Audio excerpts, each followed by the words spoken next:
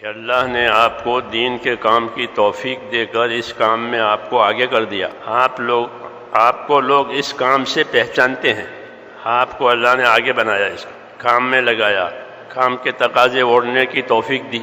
یہ بڑی نعمت ہے کہ آپ کو دین کے کام میں اللہ نے لگایا ہے۔ ہر آدمی یہ سوچے، یہ رسمی بات نہیں، رواجی بات نہیں کہہ رہا ہوں۔ موسیٰ علیہ السلام کو اللہ نے نبوت دی، ان سے اللہ نے بات چیت کی تو فرمایا موسیٰ اس کا شکر کرنا۔ انی اصطفیتک علی الناس برسالاتی وبکلامی فخذ ما آتیتک وکن من الشاکرین۔ اے موسیٰ، میں نے آپ کا انتخاب کیا ہے، میں نے آپ کو چنا ہے لوگوں کے درمیان میں سے، اپنے کلام کے لیے، اپنی نبوت دینے کے لیے۔ اس لیے اس کی قدر کرو موسیٰ، اس پر شکر کرو کہ ہم کو دین کی نعمت ملی ہے۔ کیا کرنا چاہیے کہ اس کا شکر کریں، اس کا حق ادا کریں۔ شکر کرنے کا مطلب یہ نہیں کہ ہم لوگوں میں مشہور ہو جائیں۔ یہ شہرت کی تو اللہ کے یہاں کوئی قیمت ہی نہیں ہے، شہرت کی کوئی قیمت نہیں ہے۔ صلاحیت اللہ دیتے ہیں، ان صلاحیتوں کو دین پر لگانا ہے۔ شہرت سے کوئی فائدہ نہیں ہے، آدمی مشہور ہو جاوے۔ مشہور بہت ہیں، مقبول تھوڑے ہیں۔ دنیا میں مشہور بہت ہے لیکن مقبول تھوڑے۔ اصل تو یہ ہے کہ اللہ کے ہاں ہماری چیز مقبول ہو جاوے، اللہ کو پسند آ جاوے، یہ اصل ہے۔ لوگ جانیں گے، لوگ ہماری تعریف کریں گے، اس کا کوئی فائدہ نہیں ہے۔ لوگ برائی کریں، اس کا کوئی نقصان بھی نہیں ہے۔ انبیاء کرام کے ساتھ دونوں باتیں، لوگوں نے ان کی برائیاں بھی کی، کیا کچھ نہیں، فرمایا صبر کر لو۔ وَاصْبِرْ عَلَىٰ مَا يَقُولُونَ، لوگ جو باتیں کرتے ہیں اس پر آپ صبر کرو، انہیں چھوڑو آپ۔ یہ کہا تو میں نے کہا کہ اللہ تعالیٰ نے آپ کو اس کام میں لگایا ہے، اس کا شکر کریں تاکہ یہ نعمت اور بڑھے، اور بڑھانا چاہیے۔ جو چیز بڑھے گی وہ باقی رہے گی، جو چیز بڑھے گی نہیں وہ باقی نہیں رہے گی۔ اس لیے لوگ اپنی ضرورت کے لیے مال بڑھاتے ہیں، کیونکہ روز ضرورتیں پیدا ہوتی ہے۔ اگر مال نہیں بڑھائے تو ضرورتوں کا بھی نہیں ہوگا، وہ ختم ہو جائے گا۔ اس لیے آگے بڑھنا کام میں یہ اصل ہے، کام میں اپنے آپ کو آگے بڑھائیں۔ حضرت عمر رضی اللہ تعالیٰ عنہ اللہ کے راستے والوں کے بارے میں یہ فرماتے تھے کہ جو اللہ کے راستے والے ہیں یہ اپنے آپ کو خیر کے کاموں کے عادی بناویں۔ کیا بنیں؟ خیر کے کاموں کے عادی بنیں، یعنی اتنے پابند ہو جائیں کہ ہم اس کے عادی ہو گئے، پہلی سب کے عادی ہو گئے، تکبیر اولیٰ کے عادی ہو گئے۔ یہ دین کا کام کرتے کرتے کرتے ہم اس کے عادی، جیسے چائے کے عادی ہو گئے، کافی کے عادی ہو گئے، پان کے عادی ہو گئے، لوگ عادی ہو جاتے، کھانے پینے کی چیزوں میں، استعمال کی چیزوں میں عادی ہو جاتے ہیں، اتنا تعلق ہو جاتا ہے۔ ایسے فرماتے تھے کہ دین کے کام کرنے والے جو اللہ کے راستے، سعد بن ابی وقاص اللہ کے راستے میں جا رہے تھے، ان کے ساتھ 10,000 آدمی تھے۔ فرمایا یہ مجمع تیرے ساتھ جا رہا ہے، ان کو خیر کے کاموں کا عادی بنانا، یہ سبق ہے آئندہ اللہ کے راستے والوں کے لیے کہ وہ اللہ کے راستے کی محنت کرتے کرتے اپنے ان کاموں کے عادی بن جائیں، انہیں کوئی بوجھ ہی نہیں ہے۔ جیسے عادت کی چیزیں سہولت سے ہو جاتی ہے، نہیں ملتی تو تلاش کرتے ہیں، تو یہ ضروری ہے، یہ ہر کام کے ہم عادی بنیں۔ دعوت یہ تو اعمال کے مجموعے کا نام ہے، دین بھی اعمال کے مجموعے کا نام ہے۔ دین اس میں بہت سارے اعمال ہیں، فرائض بھی ہیں، واجبات بھی ہیں، حرام سے بچنا بھی ہے، جی ہاں، اخلاق بھی ہے، اخلاص بھی ہے، بہت چیزیں ہیں، سب مل کر کے دین بنا۔ ایسا یہ تبلیغ بھی، کہ یہ بھی اعمال کے مجموعے کا نام ہے، بہت سارے اعمال مل کر کے یہ دعوت بنی، خالی بیان کرنے کا نام یا تشکیل کرنے کا نام نہیں ہے، بہت سارے اعمال ہیں۔ کتنا بڑا عملہ یہاں کام کر رہا ہے، کیونکہ بہت کام ہے، دعوت کا بھی کام ہے، سیکھنے سکھانا کا بھی کام ہے، ذکر عبادت کا کام ہے، خدمت بھی ہے، حفاظت بھی ہے، چوکیداری بھی ہے، یہ سب مل کے تبلیغ، راتوں کی عبادت بھی ہے۔ ایک چیز کا نام نہیں ہے کہ بھئی بیان ہو گیا اور تشکیل ہو گئی، جلسہ اجتماع ہو گیا، یہ اعمال کے مجموعے کا نام۔ مولانا الیاس صاحب فرماتے ہیں کہ دین تو اعمال کے مجموعے کا نام ہے، پیدا ہونے سے لے کر موت تک کچھ اعمال دیے گئے ہیں، یہ ہے اور حضرت عمر رضی اللہ عنہ اس کے بارے میں یہ فرماتے تھے کہ اپنے آپ کو خیر کے کاموں کے عادی بناؤ، کہ پھر اس کے کوئی محنت ہی نہیں کرنی پڑے، ہم اس کے عادی ہیں، محنت کرتے کرتے یہ چیز عادت میں آ جاتی۔ تو میں نے کہا شکر کرنا چاہیے کہ اللہ نے آپ کو آگے بڑھایا ہے، اور اپنے آپ کو اس کام کے عادی بنائیں کہ یہ کام ہمارے اوپر بوجھ نہ رہے، بلکہ یہ کام ہماری زندگی کا کام بن جائے، زندگی کا کام بنے۔ اگر یہ کام نہ ہوا تو اندر کمی محسوس ہو دل میں، جسے پیاسے کو پانی نہیں ملا، بھوکے کو کھانا نہیں ملا، ایسا اسے تعلق پیدا کرے، عادی بنے، اس کا یہ ہدایت ہے ہم کو۔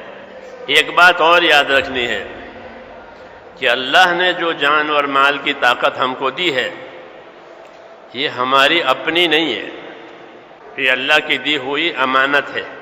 جان کی طاقت ہاتھ، پاؤں، دل، دماغ، آنکھیں، سب بدن، یہ جانی طاقت کہلاتی ہے، یہ نعمت ہے۔ آدمی تندرست ہے، اس میں طاقت ہے، بڑی نعمت، کسی کا محتاج نہیں ہے، تو یہ بڑی نعمت۔ ایسے ہی مال، یہ دونوں چیزیں اللہ تعالیٰ اپنے بندوں کو دیتے ہیں، کسی کو کم، کسی کو زیادہ۔ عمر کسی کو کم دی، کسی کو زیادہ دی، مال کسی کو کم دیا، کسی کو زیادہ دیا۔ کم زیادہ دینا تو حکمت کی وجہ سے ہے، یہ نہیں کہ اللہ تعالیٰ کے ہاں اس کا کوٹا ختم ہو گیا ہے کہ اب ہے نہیں، آئندہ کوٹا آئے گا تو ملے گا، ایسا نہیں ہے، بلکہ فرمایا ہمارے پاس تو ہر چیز کے خزانے ہیں، ہم دنیا میں ایک خاص مقدار سے اس کو اتارتے ہیں۔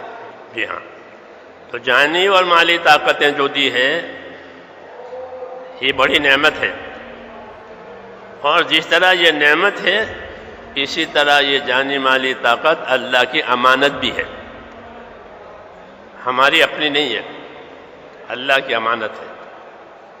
ہاں، بدن کی تندرستی ہو کہ اللہ کی امانت ہے، مال ہو کہ اللہ کی امانت ہے، اولاد ہے کہ اللہ کی امانت ہے۔ یہ کسی ذمہ داری کے پورا کرنے کے لیے دی ہے، شوق پورا کرنے کے لیے نہیں دی ہے، عیش کرنے کے لیے نہیں دی ہے، گناہ کرنے کے لیے نہیں دی ہے، امانت ہے۔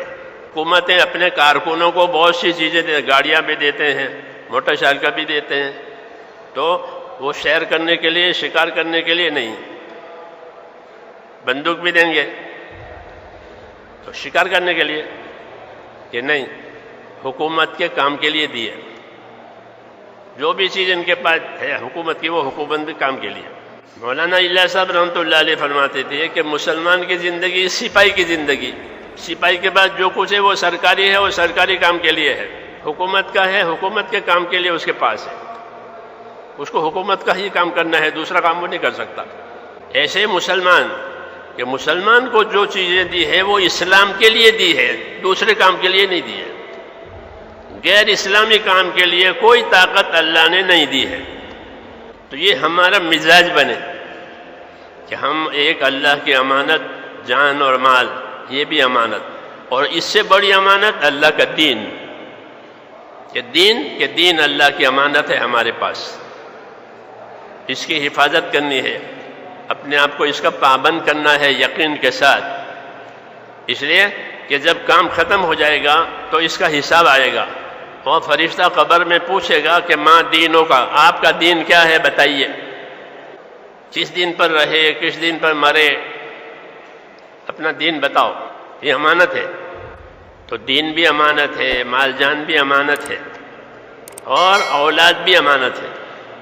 یہ کتابوں میں لکھا ہے، امام غزالی رحمۃ اللہ علیہ فرماتے تھے کہ ہر آدمی کی اولاد اس کے پاس اللہ کی امانت ہے، اپنی اولاد کو کہاں لگا رہا ہے، یہ عبادت کے لیے پیدا ہوئی ہے۔ اولاد کس لیے پیدا ہوئی؟ ہم بھی عبادت کے لیے پیدا ہوئے، ہماری اولاد بھی عبادت کے لیے پیدا ہوئی ہے۔ پیدا ہوتے ہی ان کے کان میں اذان اور اقامت کہی جاتی ہے، کیوں کہ وہ تو اسی کام کے لیے آئی ہے کہ اس کے کانوں میں کہ اذان اور اقامت کا ہو، سنت ہے ہماری اسلام میں کہ اپنے اولاد پیدا ہو تو اس کے کانوں میں اذان اور اقامت کا ہو، اس کا اچھا نام رکھو،